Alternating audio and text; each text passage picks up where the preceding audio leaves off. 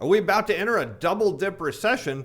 Are consumers losing faith in the economy? And are retail sales about to crash lower? Answer those questions and more on today's show. I'm your host, Steven Van Metre, and thanks for joining me today. You'll notice we moved out to the races. Haven't started yet, but we're seeing the setup because I want to show you today what is so important about why we're about to enter a double-dip recession, because consumers are losing faith.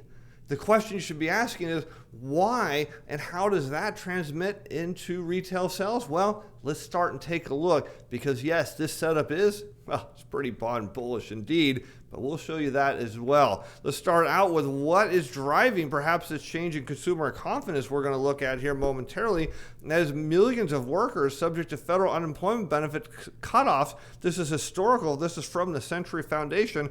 And we can see back in December 2013 and 2003 that, somewhere around 1 million workers lost their federal benefits. But now, here next week on September 6th, a little over 7 million, maybe we're close to 7.5 million of people on federal benefits are going to lose minimally $300 a week. Many of them, and I don't have an exact number on that yet, are losing all of their unemployment benefits. They've termed out, they're reaching the end, and their income is going to zero. Now, if that is you, or you know someone in that situation, think about what that would do to your outlook on the economy if your spending power minimally is dropping by $1,200 a month. That's significant, because if we look at what's driving consumption, it's all of these government transfers. Now let's look at how consumers are reacting to this, because how consumers react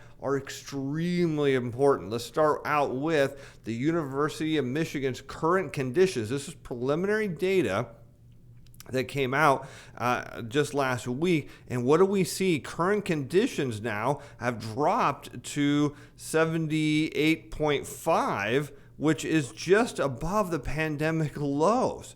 Just a bit above. Now, what does current conditions mean? How I feel today about the economy. Does this mean that, instead of going home and cooking dinner, maybe I take the family out to dinner? Maybe I go out and buy and spend money on something. So how I feel today about the economy dictates my spending in the here and now. And the more confident consumers are, the more likely they are to spend money today. And so now we're going to look at how they see the future, because it's not necessarily how people feel today that matters. Because if I'm feeling down about the economy today, but my boss comes in and says, hey, there's going to be raises for everyone in 6 months, well, my outlook is going to get better, right? I'm going to cheer up, and perhaps that will help drive spending forward. So now let's see how people feel about the future. So the University of Michigan also looks at expectations, and this is forward-looking, and expectations about the economy crashed to their lowest level since the pandemic, in fact, lower than the pandemic lows. So what this is telling you is that consumers are less optimistic about the economy going forward than they were at the worst of the pandemic. And how does that affect buying decisions? Well, that you start to see that people will say, well, maybe I won't go buy that house or take that vacation or buy that car. You start seeing decisions made today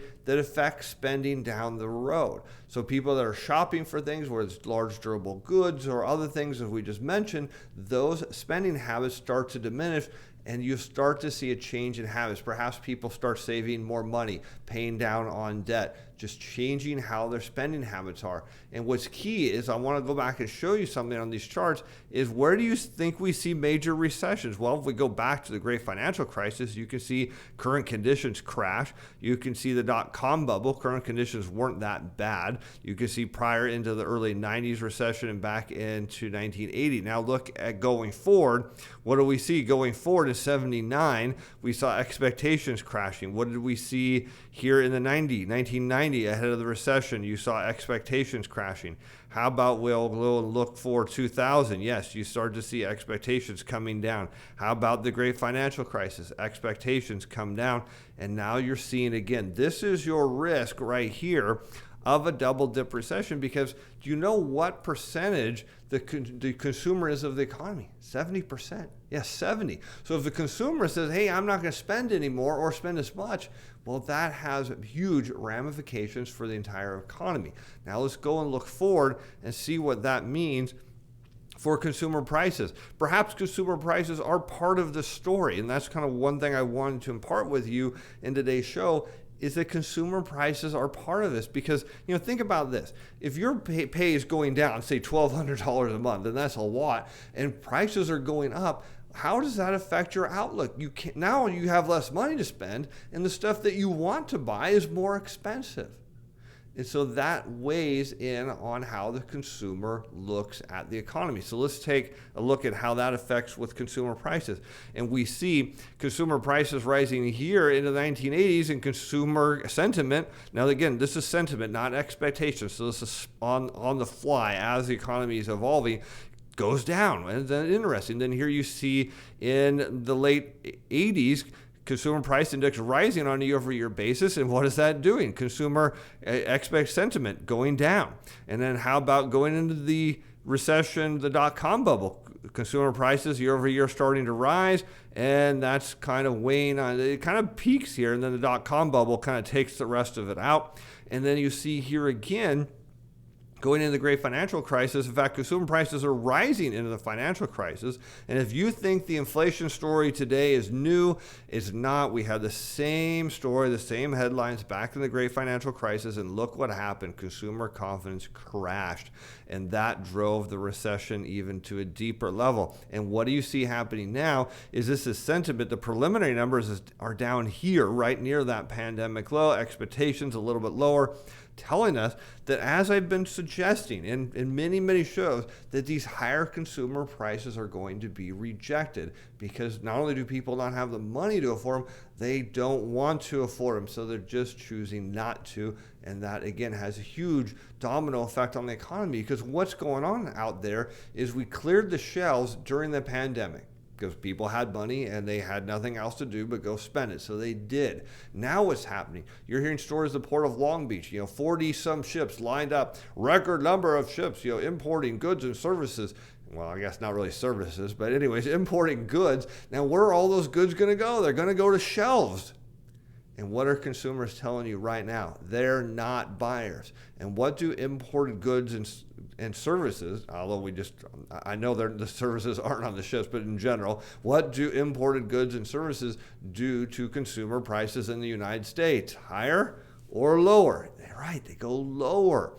Now, let's go on talking about why this is bond bullish, because when the consumer stops spending, what else do they stop doing? Borrowing. And that's key, because interest rates tend to go down when people don't borrow. Why? Because they got to go down low enough to entice people to borrow. So you see during recessions, 30-year treasury yields go down. Didn't go down a whole lot here in the early 90s, but they still maintained the trend afterwards. You see yields continue to go down. You see they fell here pretty sharply during the dot-com bubble, really sharply during the great financial crisis. And what do you see yields doing? They're already rolling over. They're already telling you where the University of Michigan's preliminary data is headed lower. So yields are saying, look, this isn't a story of higher interest rates. This is a story of lack of confidence that's going to bring interest rates lower as people stop borrowing. Of course, we're going to look at the data from Friday, time provided. Now, what does this mean for retail sales? Because that's what the story comes to be about,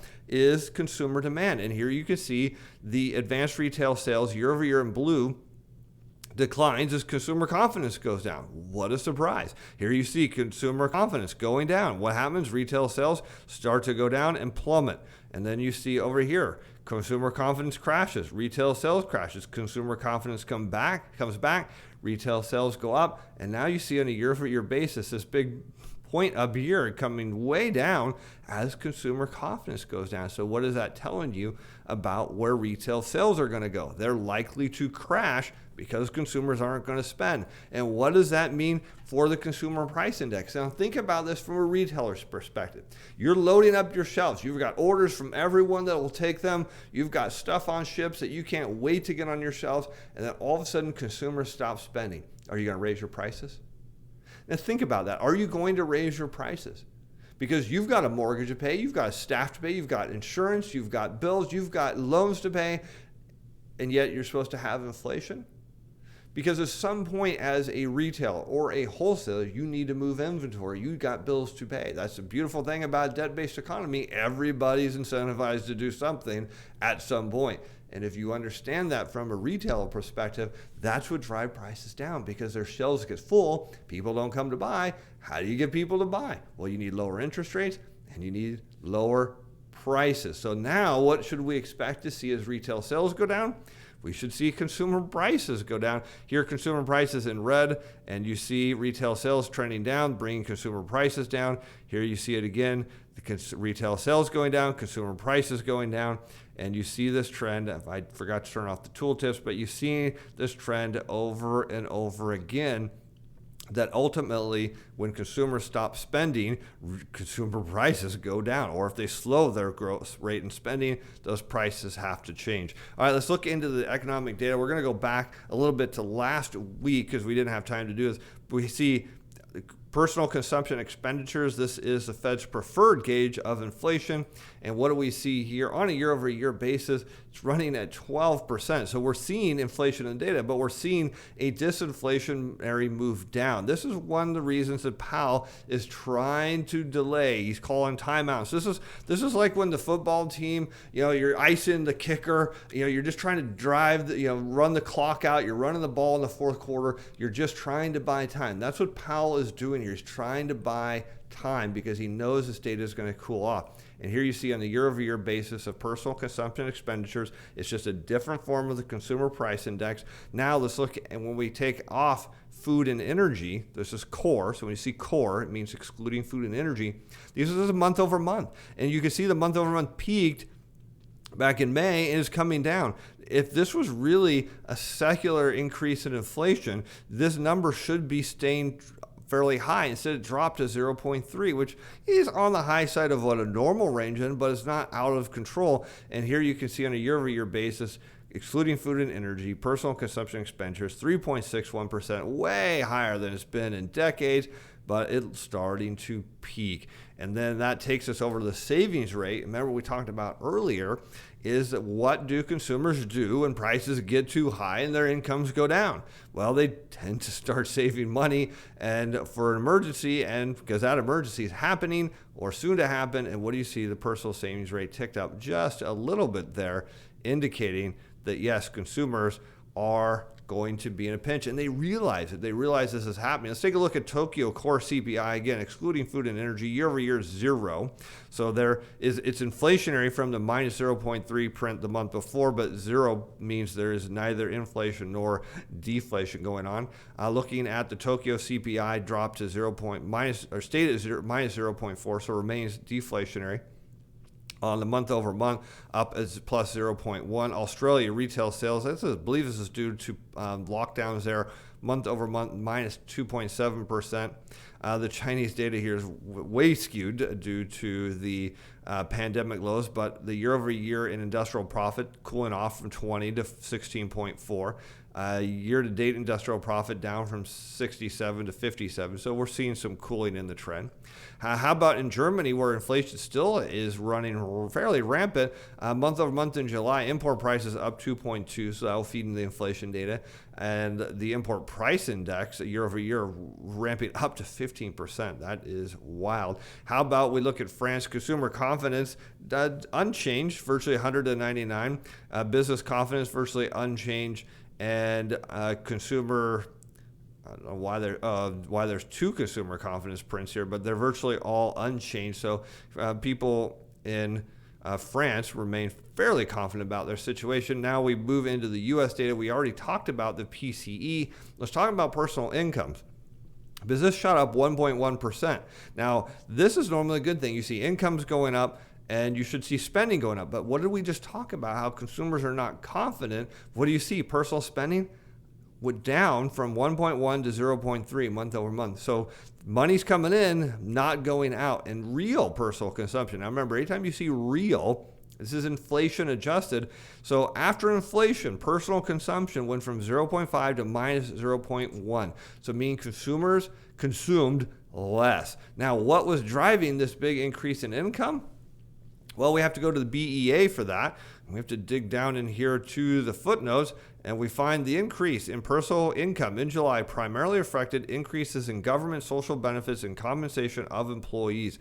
And what that is referred to is simply as the child tax credit. So as many of you know, that if you have children and when you filed your taxes, you would have a tax credit. But now you can opt and choose to receive a direct check from the government on a monthly basis if you wish. Well, guess what just started? So now all of a sudden we see that boost, and what did people do? See, the market told you, the pundits told you, they're going to go out and spend it. What is the actual data telling you? They're not going to spend it because they're losing all those benefits. They're worried, and we see that in the sentiment data. That is why sentiment is so powerful, my friends.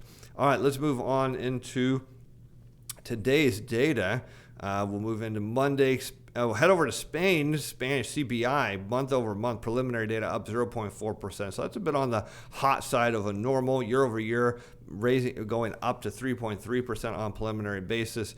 Let's see, broad Eurozone consumer confidence went from minus 4.4 to minus 5.3, so less confident there. Business climate Eurozone ticked down just a little bit. Business and consumer survey down just slightly, largely not too much change there.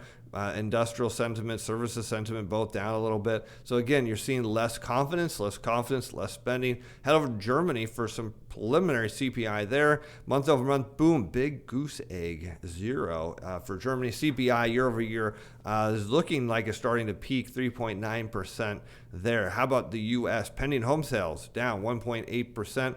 And we'll head over here to this chart. We see pending home sales down 1.8 year over year, minus 9.5%. So if you look at the picture here now between pending home sales, existing home sales, and new families sold, you can see there's a peak here in real estate. Even though prices are still up, it's telling you that perhaps those higher prices are not going to hold. What do we have here? Oh, yes, we have this. This is another story of the consumer. Now, this is being billed as we need to finish this up here. What is the last thing? The Dallas Fed Manufacturing Business Index went from 27.3 to 9. It's still expanding, but at a much slower rate now. Telling you, remember, crude oil is supposed to be the big story.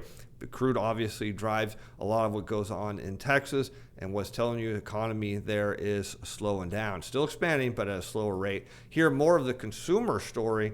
And this, again, is being billed as due to the Delta variant. But how much of this is due to just consumers not having as much money or seeing they're not going to have as much money coming in due to these benefits going away? Total traveler throughput from the TSA rolling over and heading lower. And that will mean downward pressure on airfares. How about seated diners? And you can see this is heading lower and we're trying to roll over. Expect this to go down as people don't have as much money to spend. Let's talk about the credit data from last week, because this is some really interesting things in here. Bank credit went up 42 billion. So that's a big number. But securities in bank credit or bonds up 28 billion. Of that, 21 billion went to mortgage-backed security. Now remember, the Fed's talking taper. Why are the banks buying? Because they probably don't think it's going to happen. How about U.S. Treasuries up 4 billion? Loans and leases, this is a good number, up 14 billion, but commercial industrial lending down 13, real estate lending flat. So where's all this? Is it going to be the consumer? Nope, consumer is only up 3. So what's driving all of this lending? Well, it falls under other. And what do we see? Other over here is up 25 billion. Not those other. This all other loans and leases up 25 billion. Loans to non-depository institutions and all loans not classified elsewhere. Well, what does that mean? Well, that means that loans includes loans to real estate investment trusts, insurance companies, holding companies, other depository institutions, finance companies, mortgage finance companies. So all they're borrowing money. But how about the other number? Includes loans for purchasing or carrying securities. Yeah, margin debt. So you want to know why your stocks are going up? I'll tell you why. It's because margin debt continues higher. Let's take a look at the year-over-year data on this credit stuff and on the shorter-term signals, the 3 and 6 month. Real estate loan growth effectively flat, unchanged from a year ago. The 3-month rate change is at 1% and rising, so perhaps some positive sign that the rates are at a level to create lending growth, but certainly not enough to create where we need it to be. How about commercial industrial loans? Growth rate is up to minus 13.6%, but the 3 and 6 month rate of change are back falling and rolling over again. How about total loans and leases and bank credit? Growth rate is up to minus 1% from a year ago, so no major change there. 6-month rate change and 3-month rate change are at 0.5% and rising. Again, rates still too high to create enough demand for lending growth. And last but not least, we have the consumer-driven economy, but not for much longer. Credit card growth rate, maybe this will continue to rise as people don't have incomes. Maybe they'll have to charge. Maybe that's what we're seeing here. Up 2.38% from a year ago. So we see what is pretty much being driven by the consumers. Anyways, thanks as always for being fans. Thanks for watching, supporting the show. We'll see you back on Wednesday, of course, and we'll get into some more of this data. Hopefully today you understood just how important these sentiment surveys are, because if they're right, looks like we're headed for another recession. Again, I'm your host, Steve Van Metre. Thanks for watching. Bye now. The content of this video is provided as educational information only. It's not intended to provide investment or other advice. It's not to be construed as a recognition or solicitation by selling security, financial instrument, or to participate in any particular trading strategy. This video was prepared by Steven Van Metre, personal capacity. Business expressed this video that I do not reflect the value of financial advice, Inc. or Steven Van Metre Financial.